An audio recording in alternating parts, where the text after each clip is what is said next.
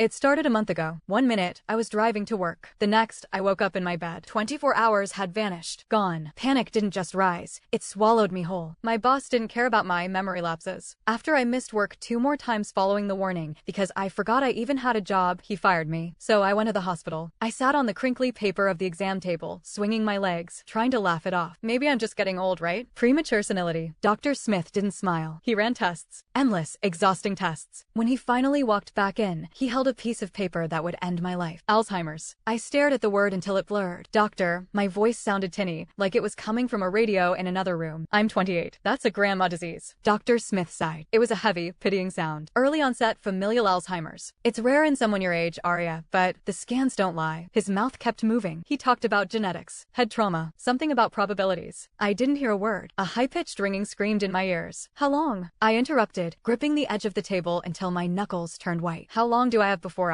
I forget Callie? He hesitated. With the speed of your progression, less than 6 months of lucidity. I walked out of the clinic. The world spun. The pavement seemed to tilt under my feet. Why? Why me? I didn't care about dying. If I just ceased to exist, fine. But Callie, she was 5. She was helpless. I collapsed on the hospital steps. I buried my face in my knees and screamed, a silent, guttural sound that tore at my throat. I sat there until the streetlights flickered on. The darkness settled over me, heavy and cold. I had to accept it, and I had to make a choice. There was only one option. Her father, Beckett. I dialed his number. My hands shook so hard I almost dropped the phone. He answered, but his voice was like broken glass. Cold, sharp. He barely let me speak. He laughed at me, a cruel, mocking sound, and then hung up. That night, I watched Callie sleep. Her chest rose and fell in a steady rhythm. She looked so peaceful. I couldn't drag her into this mess. Not yet. I called Grayson. I need a favor, I whispered, trying to keep the tremor out of my voice. Can you watch her for a few days? Of course, Arya. Is everything okay? Yes, I lied. I booked the first flight out. I landed in Beckett City at dawn. 5 years. I hadn't stepped foot on this pavement in 5 years. The air smelled different here. Industrial, expensive, cold. I didn't have time for nostalgia. My brain was a ticking time bomb. I went straight to the Beckett Group headquarters. He was the CEO now. Powerful. Untouchable. I'm sorry, miss, the receptionist said, eyeing my wrinkled clothes with disdain. Mr. Beckett doesn't see anyone without an appointment. I begged. I pleaded. I made a scene. Finally, a security guard took pity on me. Or maybe he just wanted me to leave. It's Wednesday, he muttered. He's not here. On Wednesdays, he's at the private villa with his girlfriend. Girlfriend. The word was a punch to the gut. I remembered the giggle on the phone. Kinsley. It took me hours to find the address. When I finally stood in front of the massive oak door, my legs gave out. I had to lean against the frame to stop from falling. I raised my hand to knock. My fingers trembled. It had been so long. And despite the cruelty, despite the hate in his voice, despite the fact that he belonged to someone else now, God, I missed him. Chapter 3. The breakup had been a nuclear detonation. It left nothing behind. No hoodies, no toothbrushes, no photos. For 5 years, the only way I saw his face was through pixelated screenshots of business articles on my phone screen. I was drowning in the memory of him when the heavy oak door swung open. A blast of air conditioning hit me. Then him. How did you find this place? His voice was absolute zero. My stomach dropped. I couldn't rat out the security guard. I stammered a lie. Something incoherent. He didn't even blink. He didn't care about the hole in my story. He just stared. His eyes raked over me, analyzing, dissecting. I managed a glance upward. This wasn't the boy who used to kneel on the floor, clinging to my waist, begging me not to leave. This was a stranger. His eyes held nothing but the cold, terrifying distance you give a trespasser. My throat closed up. I tried to speak, but the words turned to ash in my mouth. Click, click, click. The sharp sound of stilettos on marble. A pair of blood-red heels stepped into my peripheral vision. Kinsley wrapped an arm around Beckett's bicep. She was radiant, glowing with the kind of confidence that comes from being chosen. Beckett, babe, is this her? The ex who walked out on you. He didn't answer her. He didn't look at her. He kept his eyes on me. Do you need something? He asked, his voice flat. If not, get the hell off my property. Callie. The name flashed in my mind like a warning light. I ignored the acid in his tone. I ignored the way Kinsley leaned into him. I reached into my bag with shaking hands. This is the paternity test. I thrust the envelope toward him. I did it a long time ago. She's your daughter, Beckett. I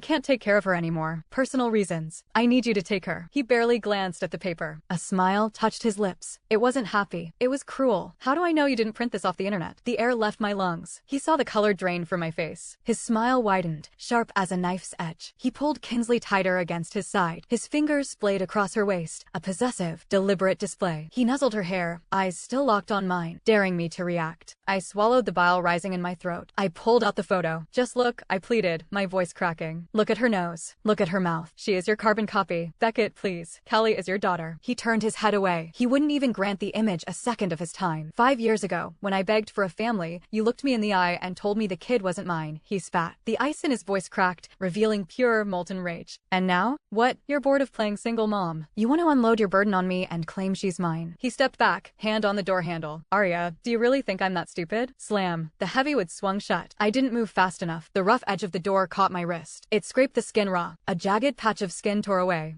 Tears exploded in my eyes. The pain was sharp, stinging, immediate. I clutched my arm to my chest, gasping for air. I sank to the ground on his doorstep. I didn't know what to do. I didn't know where to go. Buzz, buzz. My phone vibrated against the concrete. Grayson, I answered, pressing the phone to my ear with my good hand. Arya, when are you coming back? His voice was low, worried. Callie isn't saying anything, but I know her. She's terrified you aren't coming back. She's being so good. It's heartbreaking. I squeezed my eyes shut. A tear leaked out. Okay, I whispered. I know. I'll finish up here. I'm coming home. Chapter 4. I video called Callie immediately. Her face filled the screen. Her eyes were swollen, red-rimmed circles of grief, but she forced a wobbly smile. I'm okay, mommy, she chirped, her voice trembling. I'm a big girl. I'm not scared. Don't worry about me. My wrist had gone numb. The throbbing was a distant dullness now, but watching her, that tore me open. Grayson snatched the phone from Callie's hands. His face appeared, sharp and angry. His eyes instantly zeroed in on my arm. Arya. His voice was thick with anxiety. Who did that to your wrist? I shook my head, hiding the injury off screen. Where are you? He demanded. I'm coming to get you. No, I whispered. Why are you doing this? He leaned closer to the camera, his gaze piercing. Why are you handing custody to him? What aren't you telling me? Panic flared in my chest. Grayson was too smart. He was seeing through the cracks. I looked up. Beckett was there. He stood a few feet away, watching me. His expression was a terrifying void. How much had he heard? I jabbed the end call button. The screen went black. Why are you here? I breathed. Beckett took a slow, predatory step forward. Grayson, he drawled, the name tasting like poison in his mouth. He certainly cares about you. I bet he wouldn't mind playing daddy to the brat. What do you think? He stopped inches from me. He towered over me, blocking out the light. Or maybe, he lowered his voice to a dangerous whisper. He is the father? My blood ran cold. 5 years ago, to make Beckett let me go, I had looked him in the eye and lied. I told him the baby wasn't his. He had guessed everyone, including his best friend, Grayson. That lie had nuked their brotherhood. It turned them into enemies. For years, Beckett had tried to crush Grayson's business into the dirt because of me. I couldn't let Grayson take the fall again. Callie is yours, I said, my voice shaking. I lied to you back then. I was terrified you'd take her away from me. She was all I had. Beckett laughed. It was a dry, hollow sound. And now? He tilted his head. Now she's just baggage? You want to dump her on me, just like you dumped me, so you can run off into the sunset with Grayson. His words pinned me to the spot. I had to do this. I had to make him hate me enough to take her. Grayson and I are just friends, I said flatly. I forced my eyes to stay dry. As for Callie, I'm done. I can't do the single mom thing anymore. She's your daughter. If you don't want her, I'll put her in the system. Foster care. Orphanage. Whatever. I stared at the ground. I couldn't look at him. Beckett's breathing hitched. His hands curled into fists at his sides. Arya, he ground out through clenched teeth. Good. Great. You don't deserve to be a mother. I didn't defend myself. I couldn't. I pulled the custody agreement from my bag and held it out. Sign it. He snatched the papers. He braced the folder against the wall and signed. His pen tore through the paper. My eyes snagged on his wrist. A jagged, thick scar ran across the veins. A souvenir from that year. I looked away. My stomach lurched. He finished. He didn't hand the papers back. He threw them in my face. The sharp edges sliced my cheek before fluttering to the ground. Get out, he said. One word. Absolute ice. I bent down, gathered the papers, and whispered, I'll bring her in a week.